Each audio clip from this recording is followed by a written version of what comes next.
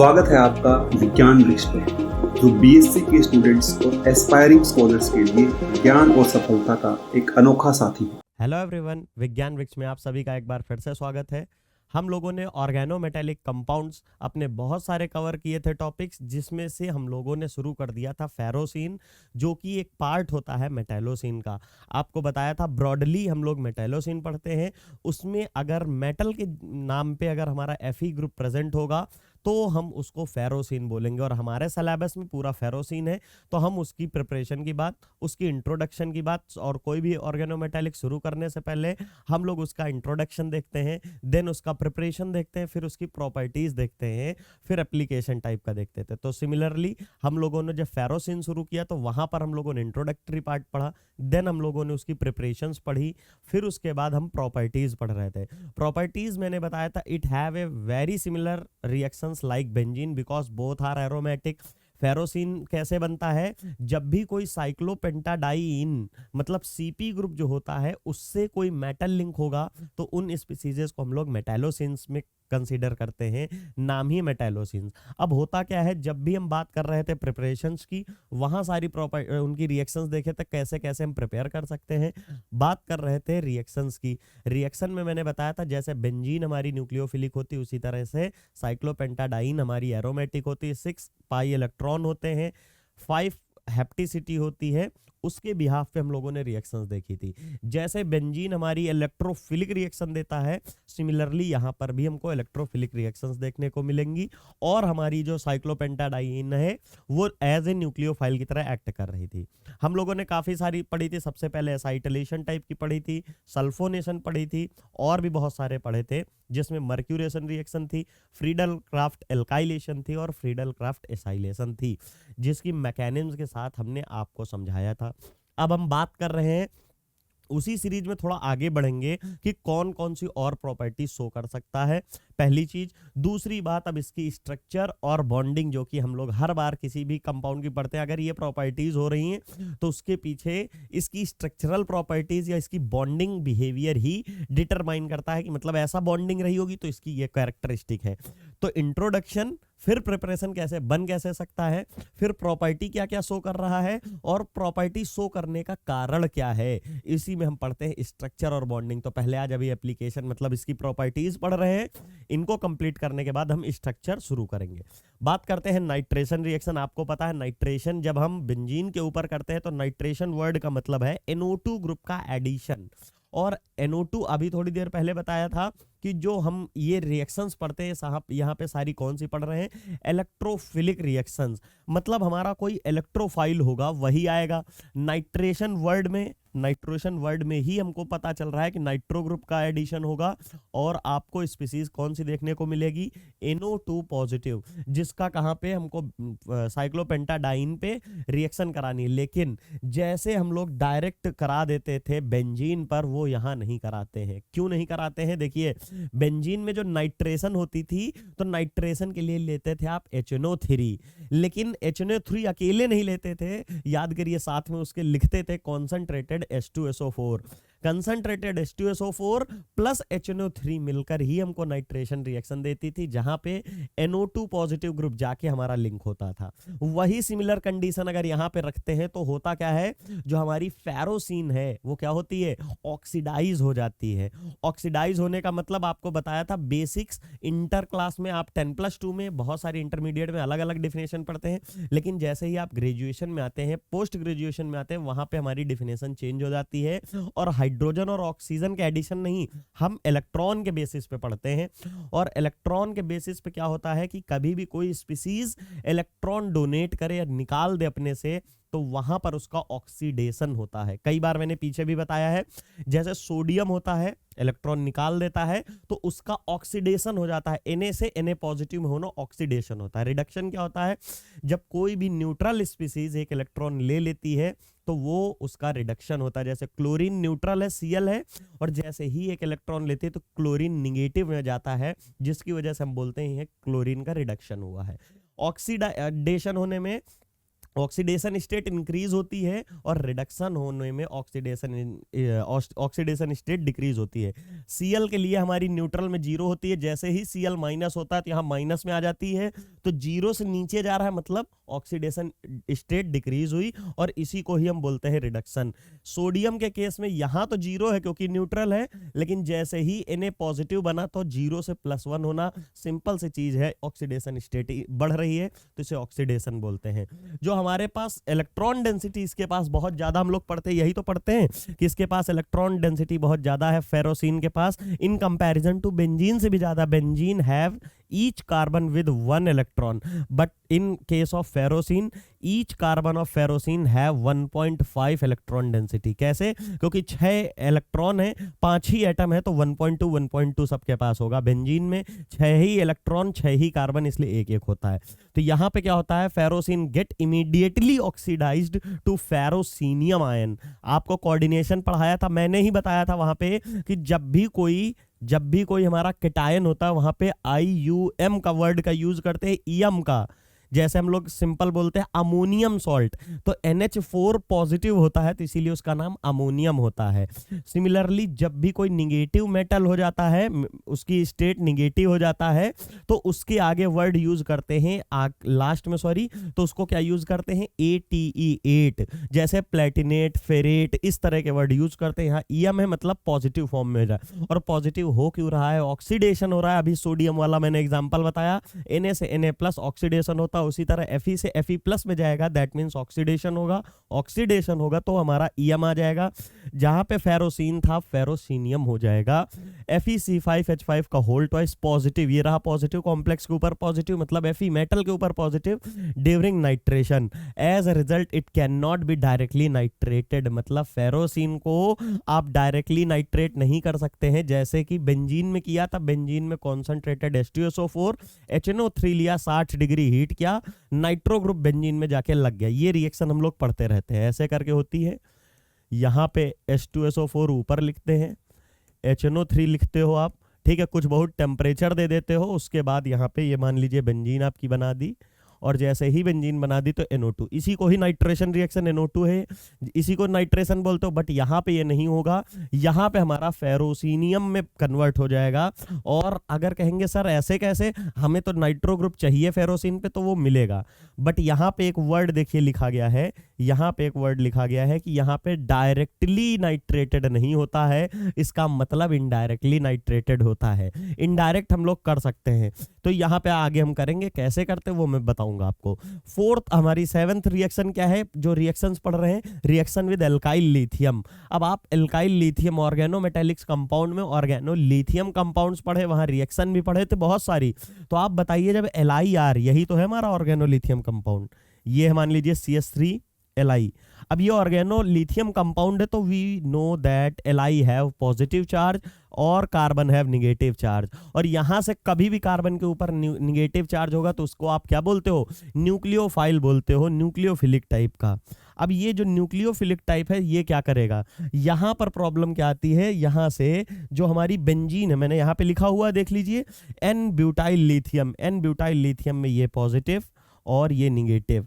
यहां पर से होगा क्या, पॉजिटिव पार्ट जुड़ता है, मैं बार बार बता रहा हूं इलेक्ट्रोफिलिक, क्योंकि ये ऑलरेडी जनरली हम लोग देखते हैं मेटल वेटल तो बाहर हो जाते हैं, उसका साइड प्रोडक्ट जुड़ता है, लेकिन इस रिएक्शन में क्या होगा, लिथियम जाके जुड़ेगा। एक तरह से इसको लिथिएशन रिएक्शन भी बोल सकते हैं, क्योंकि याद करिए ऑर्गेनोमेटेलिक रिएक्शन में मैंने बताया था, ऑर्गेनोलिथियम में किसी रिएक्शन में लिथियम का एडिशन, उस रिएक्शन को लिथिएशन रिएक्शन कहते हैं। जैसे सिंपल है, लास्ट लेक्चर में हम लोगों ने फ्रीडल क्राफ्ट एसाइलेशन और एल्काइलेशन पढ़ा था, तो जिस रिएक्शन में एल्काइल ग्रुप जाके जुड़े किसी रिंग से या किसी सिस्टम से, उसे क्या बोलते हैं, एल्काइलेशन रिएक्शन।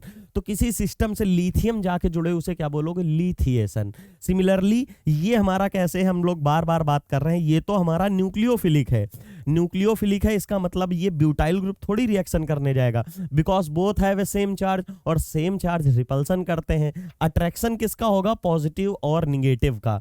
पॉजिटिव और निगेटिव का जैसे ही आप देखेंगे तो यहाँ पे क्या देखने को मिलेगा आपको, ये जो हमारा ब्यूटाइल है, मतलब लिथियम है, यहाँ पे इसकी इलेक्ट्रॉन डेंसिटी अटैक करेगी और लिथियम को ऊपर अपने जोड़ लेगी और एक तरह से लिथिएशन हो जाएगा।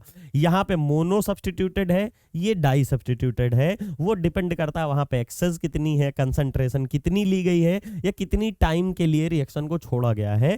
तो मोनो सब्स्टिट्यूटेड भी बन सकता है और बाई या डाई सब्स्टिट्यूटेड भी बनता है। तो यहाँ से हमारा ऐसे आया, यही मैकेनिज्म है। और हमारा CH3 निगेटिव पार्ट, यहाँ से जो H निकलेगा, H हाइड्रोजन जो होगा वो इसके साथ चला जाएगा और ब्यूटेन बना देगा एज ए साइड प्रोडक्ट। ठीक है, ये हमारा यहाँ से समझ में आ गया होगा।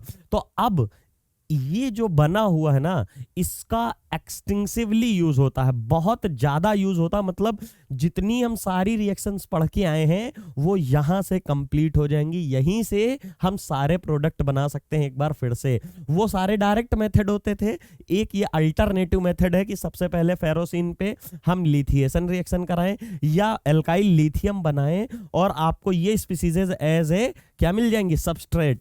मतलब दोबारा से रिएक्शन अगर शुरू करनी हो आपको तो एज ए सबस्ट्रेट ये हमारे रिएक्शन के सबस्ट्रेट बन जाएंगे। और मैंने यहाँ पे कंक्लूजन बना के पूरा एक रफ दे दिया है, फ्लो चार्ट दे दिया, जिसमें मैंने रिप्रेजेंट किया है कि कैसे केमिकल चेंज करेंगे और हमें नई स्पीसीज मिलेगी। देखिए, ध्यान से देखिए, ये हमारा क्या है, यहाँ पे Li है, यहाँ पे लिख लीजिएगा, ये हमारा Li ग्रुप है, यहाँ पे ये लीजिए। ठीक है, ये Li ग्रुप है यहाँ पे। अब आपको अभी पीछे ही बताया, यहाँ पे जब Li जुड़ा होगा तो इसके पास कौन सी फॉर्म होगी, पॉजिटिव। यहाँ इस कार्बन पे कौन सा फॉर्म होगा, निगेटिव। दैट मीन्स ये पॉजिटिव तो निकल जाएगा सॉल्ट वॉल्ट बनाने, और किसी के ऊपर जो अटैक करेगा वो कौन करेगा, ये कार्बन आयन करेगा, निगेटिव चार्ज फिर से करेगा। और जैसे निगेटिव चार्ज करेगा तो इसे ही आप न्यूक्लियोफाइल बोलते हैं। और न्यूक्लियोफाइल रिएक्शन किन पे करते हैं, इलेक्ट्रोफाइल पे करते हैं, जिनके पास वैकेंसी होती है। ध्यान से देखिए, मैंने बताया था कहीं भी SO2 CO2 इस तरह की स्पीसीज दिख जाए तो उसे आप क्या बोलते हो, वो इलेक्ट्रोफाइल है। तो यहाँ पे अगर देखेंगे आप, सबसे पहली रिएक्शन जो दी है यहां पर दिया गया है कि CO2 है, और CO2 का स्ट्रक्चर कुछ ये होता है, आप सबको पता है। अब इसके पास यहाँ डेल पॉजिटिव है, मतलब यहाँ इलेक्ट्रोफाइल जनरेट हुआ है और ये हमारा निगेटिव चार्ज यहाँ पे है। निगेटिव चार्ज जैसे ही आया ये पॉजिटिव पे आ गया और इस बॉन्ड की ओपनिंग हो जाएगी। तो आपको देखने को क्या मिलेगा, पूरा नहीं बना रहा हूं, Fe मान लीजिए यहाँ है और इससे जुड़ गया C double bond O। C double bond O तो वैसे का वैसा ही है, सिर्फ और सिर्फ क्या हुआ, यहाँ पे O निगेटिव आ गया। देखिए, O निगेटिव आया और आगे लिखा है H2O, हाइड्रोलिसिस। H2O में क्या होता है, H प्लस और OH माइनस। तो आप बच्चों इतना बताइए, O निगेटिव है तो OH माइनस जुड़ेगा आके कि H प्लस जुड़ेगा, सिंपल सी चीज है, H प्लस आके जुड़ेगा। और जैसे ही H प्लस आके जुड़ेगा तो ये क्या बन जाएगा, एसिड बन जाएगा। यही मैंने बनाया है। ये मैकेनिज्म है कि कैसे पहले इसने अटैक किया कार्बोनिल सेंटर पे CO2 पे और एक बॉन्ड ओपन हो गया। एक बॉन्ड ओपन होने से आपको देखिए ये फेरोसिन और यहां से C डबल बॉन्ड O और एक ओपन हो गया तो O निगेटिव मिला।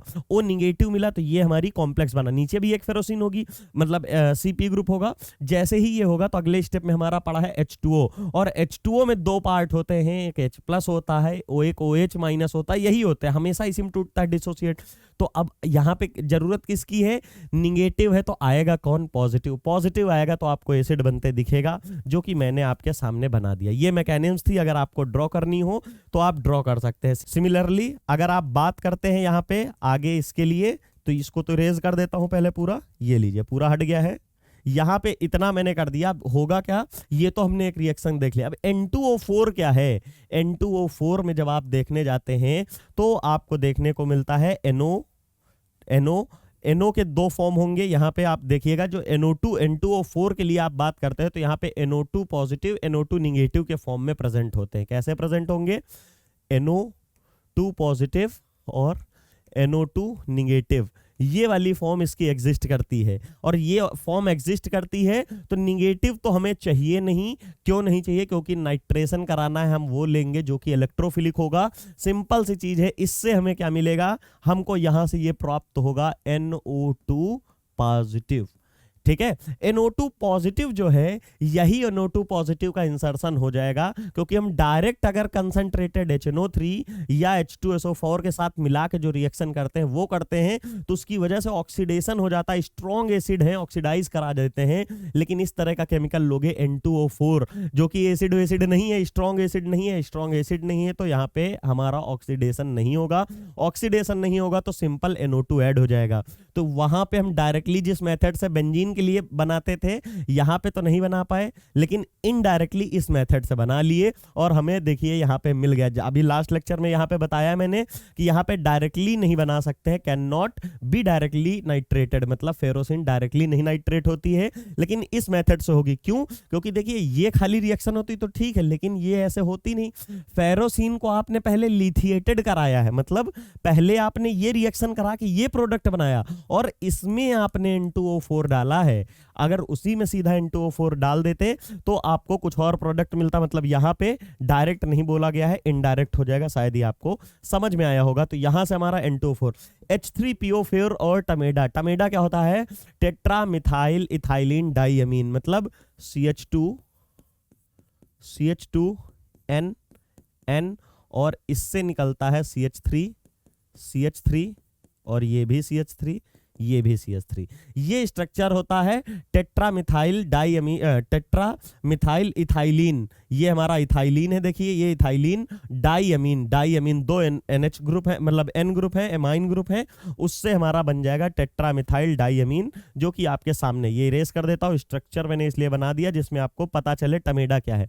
उसी टमेडा की वजह से यहाँ पे जो CH2NMe2 है, यहाँ पे इसको सही करिएगा, यहाँ NMe2 होगा, CH2NMe2 यही है। मतलब जो CH2 था, NMe2 था, वो ब्रीच से ब्रेक होगा और एक पार्ट इसमें आके जुड़ जाएगा, आपको ये मिलेगा। अब ये Me3 SiCl क्या है? आपको सिंपल पता है कि यहाँ पे Si के पास क्या होता है? Si के पास वैकेंट d ऑर्बिटल होती है और फेरोसिन का ये जो बना है यहाँ पे क्या है? निगेटिव चार्ज है। जैसे ही निगेटिव चार्ज इस केस में इंटर करेगा, न्यूक्लियोफाइल, कहीं पे वैकेंसी है, कोई वैकेंट ऑर्बिटल है, वो एक्ट करेगा इलेक्ट्रोफाइल की तरह। और ये न्यूक्लियोफाइल है, इसकी वैकेंट ऑर्बिटल में डालेगा और कार्बन हो चाहे सिलिकॉन हो, दोनों सेम मेंबर के हैं तो 4 बॉन्ड बनाएंगे। जैसे ही ये वाला बॉन्ड बनने लगेगा, कोई ना कोई टूटेगा। हमें पता है SI में Cl वाला जो ग्रुप है वो वाला वीक होता है, या उससे बनने वाला निगेटिव चार्ज स्टेबलाइज होता है। Me ग्रुप भी निकाल सकते हैं, लेकिन Me के ऊपर निगेटिव चार्ज हाईली अनस्टेबल है। ये तो इलेक्ट्रोनिगेटिव है, तो ये कहेगा हाँ ठीक है चलो निकल जाते हैं, तो ये Cl निकल जाएगा। और यहां पे कौन जुड़ जाएगा? ये Si डायरेक्टली इससे Si जुड़ा और Me3 उसी के साथ जुड़ा रह गया और Cl बाहर हो गया। वही मैंने यहां प्रोडक्ट लिख दिया है, आपके सामने लिखा हुआ है। ये समझ में आ गया होगा। तो फिर यहाँ पे आपको ये भी मैंने बता दिया, बचा BrO4 और BrOR वाली ग्रुप। ये क्या करेगा? आपने हाइड्रोबोरेशन रिएक्शन पढ़ी होगी जब क्लास 12th में थे, 10+2 में थे, इंटरमीडिएट में, वहां हाइड्रोबोरेशन रिएक्शन पढ़ते थे। उसी टाइप की यहाँ पे रिएक्शन है। OR ग्रुप है, इससे हमारा हाइड्रोबोरेशन, यहाँ निगेटिव चार्ज ये अटैक करेगा, इसकी वैकेंट P होती है। वैकेंट P में जैसे ही आएगा तो यहाँ से एक OR बाहर जाएगा। जैसे यहाँ से Cl गया, सिमिलरली यहाँ से एक OR बाहर जाएगा और एक OR बाहर जाएगा, तो आपको क्या देखने को मिलेगा? यहाँ पे देखने को मिलेगा BOR का होल ट्वाइस। लेकिन उसके बाद की गई थी हाइड्रोलिसिस, तो OR जो है वो OH में चेंज हो जाएगा। यहाँ पे आना चाहिए OR का होल ट्वाइस, लेकिन आएगा OH का होल ट्वाइस, क्योंकि हाइड्रोलिसिस लिखी है।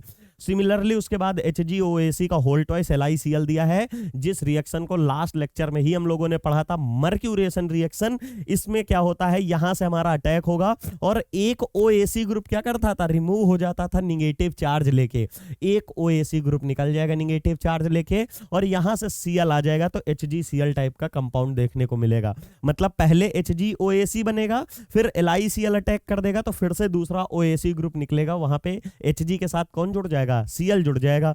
और जैसे ही Cl जुड़ेगा तो यहाँ पे Br2 डाल दीजिए, चाहे I2 डाल दीजिए। याद करिए ये रिएक्शन हम लोग ऑलरेडी पढ़ चुके हैं, वहां पे बताया था। चाहे आप कार्बोक्सिलिक एसिड ले लीजिए, मतलब यहाँ पे HgOAC के साथ वाला ले लीजिए, या उसका एक हैलाइड ले लीजिए। कार्बोक्सिलिक एसिड या कार्बोक्सिलिक क्लोराइड वाले लिए थे तो आपको HgCl ही मिला था। या तो HgOAC ले लो चाहे HgCl, वहां पे मैंने आपको बताया था Br2 डाल दो चाहे I2 डाल दो, तो वहां से आपको यहाँ पे क्या मिलेगा, आयोडीन सब्स्टिट्यूटेड फेरोसिन मिलेगा, या ब्रोमीन सब्स्टिट्यूटेड हमारी फेरोसिन मिल जाएगी। और वहां बोला था मैंने मर्क्यूरेशन रिएक्शन में, प्रीवियस लेक्चर में जाइए देखिए जाके, वहां मैंने बोला था कि ये इनडायरेक्ट मेथड है। डायरेक्ट मेथड ये भी जो है इनडायरेक्ट मेथड है। डायरेक्ट मेथड इसके जस्ट आगे मैंने लिखा हो, वो डायरेक्ट मेथड है कि कैसे ये आप बना सकते हैं डायरेक्ट फेरोसिन से, ठीक है। तो यहाँ पे इसके बाद Hg2O डाल देते हैं तो फेरोसिन का डाइमर बनते दिख जाता है आपके सामने। मैंने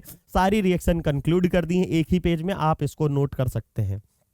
उसके बाद है, यही है आयोडीनेशन रिएक्शन जो कि मर्क्यूरेशन में भी बताया था कि आपको बताऊंगा कि कैसे प्रिपेयर किया जाता है डायरेक्टली। जैसे थोड़ी देर पहले यहां बताया था नाइट्रेशन डायरेक्टली नहीं की जा सकती है, तो इनडायरेक्टली कैसे की जा सकती है मैंने समझाया। हाँ, Fe और HCl डाला गया, इस पे क्या होता है मैंने हमेशा बताया, जब भी Fe या कोई भी मेटल डाला जाए उसका ऑर्गेनिक इनऑर्गेनिक फिजिकल कहीं भी पढ़े, मेटल का एक ही काम है इलेक्ट्रॉन डोनेशन।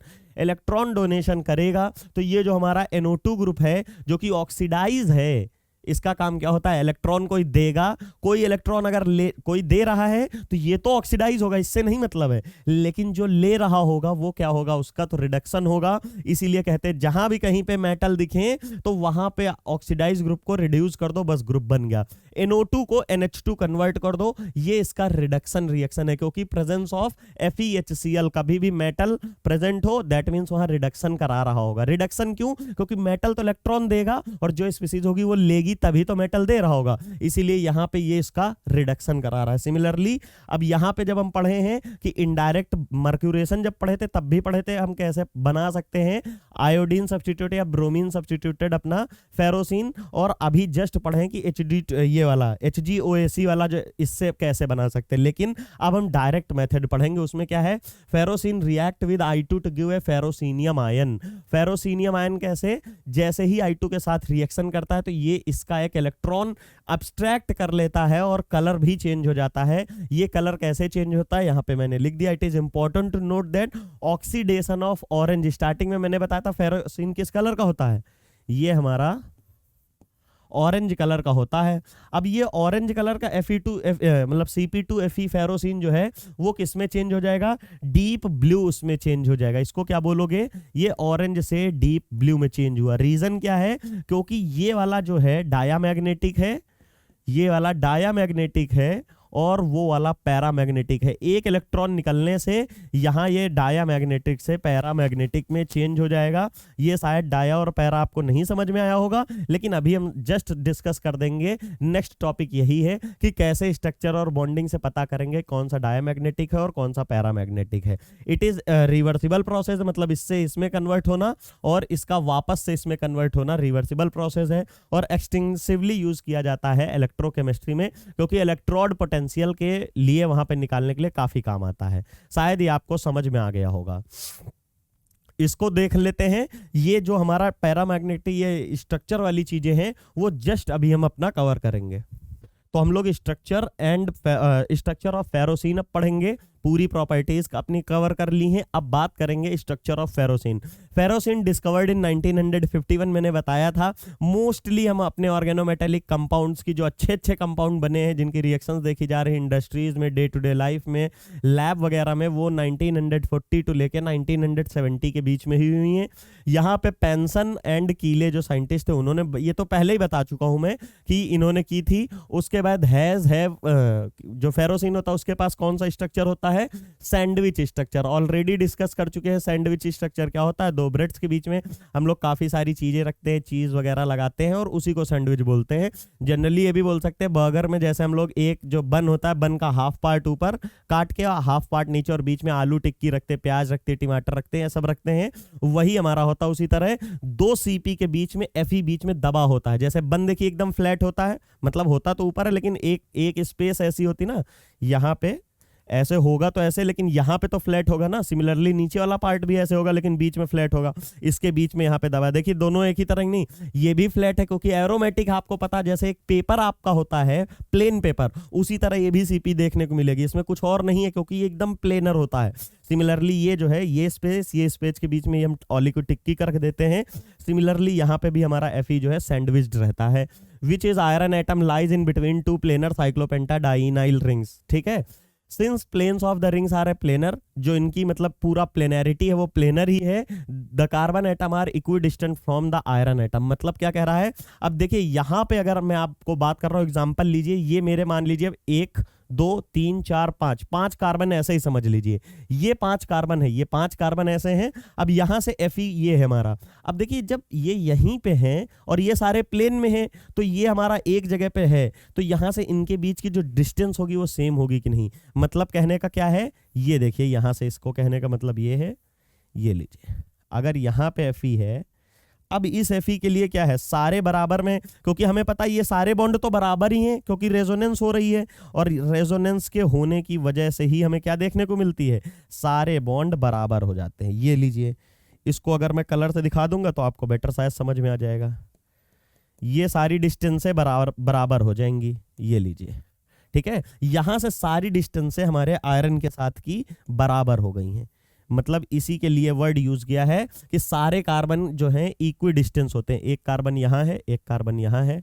अब आपको देखने में हो सकता है अभी भी लग रहा हो कि ये आगे वाला जो है ये आगे, नहीं, ये ऐसे नहीं है। 2D मत समझिए, ये ऐसे 3D में है। मतलब ये ऊपर देखिए, ऐसे ऐसे ना कर कर इसको ऐसे समझिए और Fe को ऐसे समझिए, ऐसे नहीं ऐसे। तो ये सारे बराबर होंगे, ऐसे इक्वल डिस्टेंस में है। उसी के लिए वर्ड यूज किया गया है यहाँ पे, इक्वी डिस्टेंस होते हैं। यहाँ पे जो वर्ड लिखा गया है ये इक्वी डिस्टेंस, यहाँ पे ये लीजिए, ठीक है। इसका ये मतलब है। फिर एक्सरेज जो है डिफ्रैक्शन स्टडीज रिवील करती हैं कि जो फेरोसिन है उसके पास 2 स्ट्रक्चर होते हैं। कौन कौन से होते हैं, अरेंजमेंट होते हैं। एक तो स्टैगर्ड, दूसरा इक्लिप्स्ड। आप ऑलरेडी स्टीरियो केमिस्ट्री में भी पढ़ चुके हैं कि हमारा स्टैगर्ड और इक्लिप्स्ड फॉर्म क्या होती है। जैसे मैं अगर आपको एग्जांपल दे दूं सिंपल सा, एक हमारा पाम है, ये पाम है और एक ये पाम है। ये दोनों अगर हम ऐसे रखें, जहां ऐसे कि मतलब एक दूसरे के जस्ट ऊपर ओवरलैप हो रहे हैं, तो इसको कहते हैं इक्लिप्स्ड फॉर्म। जब आप देखते होंगे मून का मतलब चंद्र ग्रहण के लिए बोलते हैं, इक्लिप्स्ड वाला ये है, लूनार है, और ये सब बोलते हैं ना, लूनार होते हैं चंद्र ग्रहण जिसे आप बोलते हो, तो इक्लिप्स्ड है। तो उन्हीं के वहां पे या स्टैगर्ड है, उसी की पोजीशन से कि अर्थ और मून और सन किस पोजीशन में है उसी से होता चंद्र ग्रहण वगैरह। सिमिलरली यहाँ पे जैसे हमारा एक पाम है, दूसरा पाम है, दोनों एक दूसरे के जस्ट सामने होंगे जब ओवरलैपिंग हो रही होगी। इस तरह की फॉर्म को कहते हैं इक्लिप्स्ड फॉर्म। और दोनों के बीच का जो बॉन्ड एंगल होगा वो कितना होगा, 0 डिग्री। अब आप खुद सोचिए, ये ऐसे है, दूसरा पाम ऐसे आ रहा है और दोनों जस्ट ओवरलैप हो गए, इनके बीच में बॉन्ड एंगल कितना है, 0 डिग्री। अगर 1 भी डिग्री होता तो कुछ बहुत टिल्टेड फॉर्म, देखिए थोड़ी सी ये वाली उंगलियां अलग अलग दिख रही हैं, अगर थोड़ा भी बॉन्ड एंगल होगा। ये होती है बीच में जो फॉर्म होती है उन्हें स्क्यू और गॉचे फॉर्म बोलते हैं, स्टीरियो केमिस्ट्री में पढ़ते हैं। लेकिन यहां कोई मतलब नहीं है। यहां पे एक स्टैगर्ड, ध्यान से अगर आप देखेंगे, एक फेरोसिन का जो हमारा फेस है, एक फेरोसिन के फेस को हमने ऊपर साइड पे बना दिया। यहां पे एक जो फेरोसिन का फेस है वो ऊपर साइड है और दूसरे फेरोसिन का फेस जो है वो नीचे के साइड पे है। देखिए ये और ये दोनों के एक जस्ट रिवर्स है। मतलब अगर एक हमारा पंजा मान लीजिए, ये फेरोसिन है तो ये इधर है फिंगर्स और इसके लिए यहाँ है। तो अगर इनको एक दूसरे के ऊपर भी लाओगे, मान लीजिए ये हमारा एक नीचे वाला साइड का है, ये ऊपर की सीपी है, अगर इनको ओवरलैप कराने लाओगे तो देखिए नीचे वाली फिंगर तो नीचे ही रहेंगी ऐसे और ऊपर वाली ऊपर। तो क्या ये ओवरलैप हो पाएंगी? क्योंकि यहाँ पे कुछ इस टाइप की स्ट्रक्चर दिखेगी, नीचे वाली फिंगर ऊपर, ऊपर वाली ऊपर, इसलिए ओवरलैप नहीं होंगे। ओवरलैप नहीं होंगे, इस तरह की स्टेजेस हमारी होती हैं स्टैगर्ड फॉर्म। लेकिन जब बात करते हैं आप इसकी, यहां पे अगर इसकी बात करेंगे तो इसमें क्या होगा, ये वाली फॉर्म ऐसे है और नीचे वाली फॉर्म भी ऐसे है, और जैसे ही इसको ऊपर लाएंगे देखिए पूरा completely overlap. This structure is called eclipsed form.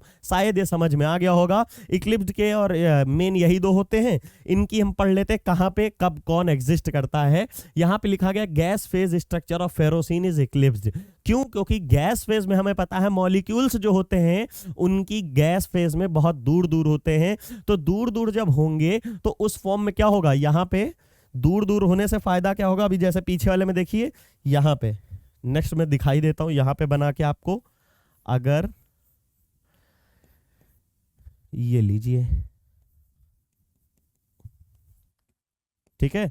यहां पे हमारा क्या है, एक कार्बन एटम यहां है, एक कार्बन यहां, कार्बन यहां, इनके बीच में रिपल्सन नहीं होगा। आपको देखने में अलग टाइप का लग रहा होगा, लेकिन जब सोचिए ये जस्ट एक दूसरे के रिवर्स होंगे तो इस कार्बन का इस कार्बन से रिपल्सन होगा, इस वाले का इस वाले से होगा, और इस वाले का इससे होगा, और इन दोनों का आपस में होगा। मतलब अगर जस्ट एक दूसरे के आमने सामने हैं तो इनका कुछ एरिया होगा। आपको पता है 3D होते हैं, बॉल शेप में होते हैं थोड़ा, तो उसका जो एरिया होगा और उसका एरिया जस्ट आमने सामने आएंगे। मान लीजिए अगर ऐसे है, ठीक है, ये जो हमने फिस्ट बनाई है, मुक्का बना लिया है, तो एक ये और ये जब जस्ट सामने आएंगे तो देखिए कैसे भिड़ रहे हैं ना ऊपर, और जैसे ही भिड़ रहे हैं तो इनमें रिपल्सन होता है। लेकिन अगर गैसियस फेज में है तो ये मॉलिक्यूल सारे दूर दूर रहते हैं, तो उसकी वजह से ये इक्लिप्स्ड फॉर्म में, मतलब जस्ट एक दूसरे के आमने सामने भी एग्जिस्ट कर सकते हैं गैसियस फेज में। लेकिन जैसे ही हम इनमें क्या करेंगे, while lower temperature the structure of ferrocene is staggered. क्यों स्टैगर्ड हो जाते हैं? क्योंकि लोअर टेम्परेचर में सॉलिड होने लगते हैं,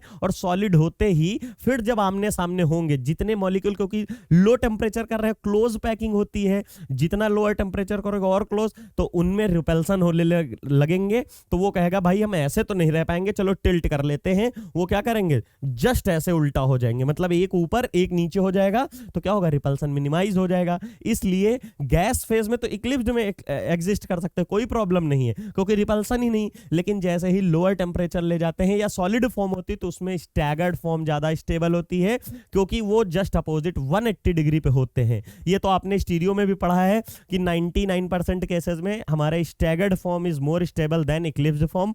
कुछ एग्जांपल है जहां डेल्टा बॉन्ड बनता है, उसकी वजह से इक्लिप्स्ड वाले हमारे स्टेबल होते हैं, वो रेयर केस होता है। The bonding in the ferrocene molecule is complicated होती है। Attempt have been made valence bond theory और एमओटी के थ्रू हम समझेंगे। तो सबसे पहले हम लोगों ने वैलेंस बॉन्ड थ्योरी के अकॉर्डिंग आपको समझाना चाहा है, और साथ ही साथ में अब आपको पता चलेगा जो डायामैग्नेटिक और पैरामैग्नेटिक नेचर बोला है वो क्या है। VBT valence bond theory successful in explaining the diamagnetic behaviour. जो अभी पीछे बात कर रहे थे कि डायामैग्नेटिक होती है लेकिन उसके बाद वो कन्वर्ट हो जाती है, जैसे ही I2 के साथ किसमें, पैरामैग्नेटिक में कन्वर्जन हो जाता है। तो पैरामैग्नेटिक में क्यों कन्वर्जन होता है और क्यों ये डायामैग्नेटिक ऑलरेडी पहले से होती है, उसका रीजन यहां भी पता चलेगा। The outer electronic configuration of iron in +2 oxidation state is Ar3d6। आपको पता है जो आयरन होता है आयरन जो होता है उसमें क्या देखने को मिलता है, हम लोग जानते हैं एटॉमिक नंबर 26 होता है, 4s2, मतलब 2 इलेक्ट्रॉन यहां भरे होते हैं और 6 इलेक्ट्रॉन यहां। लेकिन +2 है तो 2 इलेक्ट्रॉन निकल गए होंगे, और निकलते सबसे पहले कहां से है, s का है। इसीलिए यहां पे हम लोग इसको बोल सकते हैं Fe+2। Fe+2 यहां पे है और इस फॉर्म में प्रेजेंट होता है। अब यहां पे बात आती है, ये Fe+2 तो है ही है, लेकिन ये किसका हमने बनाया है, ये तो Fe+ का बनाया, Fe+2 का बनाया है, ये है Fe और Cp का होल ट्वाइस। Cp के ऊपर एक निगेटिव, 2 हमारे Cp होते तो 2 निगेटिव, इसीलिए Fe के ऊपर 2 पॉजिटिव है। अब एक Cp में बार बार बोल रहा था कि एक Cp कितने इलेक्ट्रॉन डोनेट करता है, 6 इलेक्ट्रॉन डोनेट करता है, क्योंकि यहां पे इसका स्ट्रक्चर ये होता है। यहां पे देखिए 2 2 4 2 6, इलेक्ट्रॉन 6 है, कार्बन 5 है, इलेक्ट्रॉन 6 है, इसीलिए बेंजीन से ज्यादा इसकी इलेक्ट्रॉन डेंसिटी पर एटम होती। बेंजीन में एक कार्बन एक एटम के बराबर, क्योंकि C6H6 होता है तो 6 कार्बन 6 ही पाई बॉन्ड। यहां पे 5 कार्बन के ऊपर 6 इलेक्ट्रॉन होते हैं, यहां पे 1.2 होती, बार बार बोल रहा हूं। तो 6 इलेक्ट्रॉन यहां से आए, और यहां पे कितने Cp है, 2 Cp है, तो 1 Cp 6, 2 Cp 12, और ऑलरेडी ये स्टेट थी 1 2 3 4 5 6 पहले से यहां, मतलब टोटल अब कितने इलेक्ट्रॉन हो गए, 18 इलेक्ट्रॉन हो गए। तो आप फिल करके देखेंगे तो ये हमारे किसके हैं, ये Fe वाले एटम्स हैं। ये वाले किसके हैं, ये Fe वाले हैं। ये वाले सारे यहाँ पे, एक ये वाला इधर आ गया, इसकी पेयरिंग हो गई, ये वाला इसमें आ गया, मतलब ये वाला यहाँ चला गया, ये तो पूरा वैकेंसी हो गई, इनके दोनों यहाँ पे आ गए। या बेटर होगा अगर मैं आपको बता दूं, एक यहाँ चला गया और एक यहाँ चला गया, तो दोनों स्पेसेस खाली हो गई। ये जैसे ही खाली होंगी तो यहाँ पे हो जाएगा हाइब्रिडाइजेशन D2sp3, और D2sp3 हाइब्रिडाइजेशन होने से 1 2 3 4 5 6 ऑर्बिटल हुई, और एक ऑर्बिटल में 2 इलेक्ट्रॉन जाते जाते हैं और हमको पता है टोटल Cp कितने इलेक्ट्रॉन दे रहा है 12 6 तो उसके Fe के ही हैं, तो 6 तो ऑलरेडी Fe ने भर दिए। अब ये जो 12 इलेक्ट्रॉन है किसने भर दिए, ये हमारे Cp के हैं, मतलब साइक्लोपेंटाडाइन के 12 है, क्योंकि एक Cp 6 इलेक्ट्रॉन देता है तो 2 कितने देंगे 12। तो ये देखिए फिल हो गए। अब आप खुद बताइए व्हाट इज पैरामैग्नेटिक और diamagnetic. Paramagnetic species have at least 1 unpaired electron, कम से कम एक अनपेयर्ड इलेक्ट्रॉन होना चाहिए, और डायामैग्नेटिक वो होते हैं जिनमें एक भी अनपेयर ना हो, तो वो डायामैग्नेटिक। और शायद जितना मुझे दिख रहा है आपको भी दिख रहा होगा कि इस स्पीसीज में एक भी अनपेयर इलेक्ट्रॉन नहीं है, क्योंकि ये 6 हमने जो एरो से दिखाए वो Fe के हैं, और जो क्रॉस से दिखाए हैं ये Cp वाले हैं। और यहां भी दो, यहां भी दो, यहां भी दो, यहां भी दो, यहां भी दो, यहां भी दो, सब में 2 हैं, सब में पेयर है, दैट मींस डायामैग्नेटिक होगा। इसीलिए मैंने यहां पे लिखा था, यहां पे हम लोग जब डिस्कस किए तो ये बोले थे कि ऑरेंज कलर का होता है फेरोसिन और डायामैग्नेटिक होता है, लेकिन एक इलेक्ट्रॉन जैसे ही निकालोगे तो डीप ब्लू और पैरामैग्नेटिक होगा, और यहां पे भी अब प्रूफ होगा। अगर इससे एक इलेक्ट्रॉन आप हटा दें तो अनपेयर इलेक्ट्रॉन हो गया, और अनपेयर इलेक्ट्रॉन कौन होते हैं, पैरामैग्नेटिक, इसीलिए तुरंत पैरामैग्नेटिक कन्वर्ट होता है।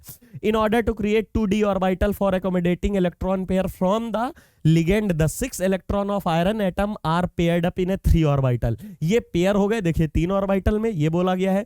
These 2 vacant d orbital coupled with 1 4s orbital and 4p orbital की 3 ऑर्बिटल्स, मतलब ये वाली जो वैकेंट 2 बची हैं 4s के साथ कपल करेंगी एक ऑर्बिटल से, और 4p के 3 ऑर्बिटल के साथ कपल करके आपको क्या हाइब्रिडाइजेशन देंगे, d2sp3।